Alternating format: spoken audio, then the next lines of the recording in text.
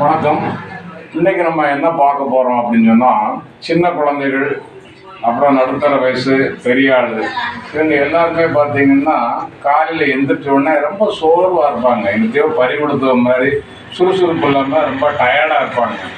அந்த மாதிரி உள்ள ஆட்களுக்கு நம்ம என்ன பண்ணணும்?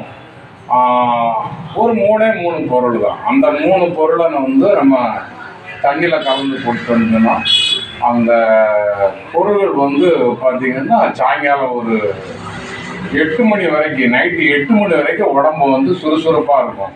அந்த பொருள் என்னெல்லாம்னு பார்த்துக்கிடுவோம். சரிங்களா? ஒன்று தேன்.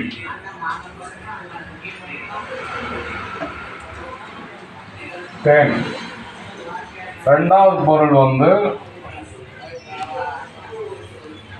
எலுமிச்சை சாறு.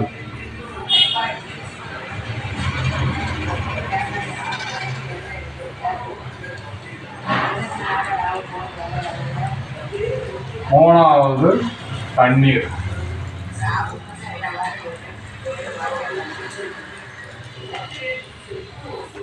ஓகே, என்ன இதுதான் மெயினா அவங்களுக்கு நம்ம கொடுக்க போறோம்.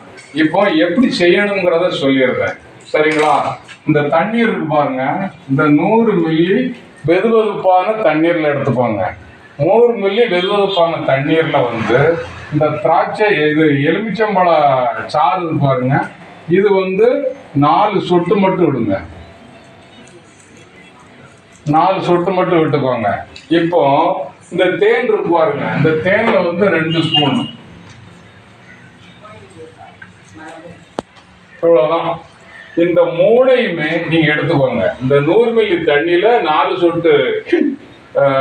சொட்டு எலுமிச்சம்பழ சாறு, 2 ஸ்பூன் தேன், இது 3ஐயுமே நல்ல ஒரு கலவையா கலக்கி இளஞ்சூடா காலையில குடிச்சிருங்க.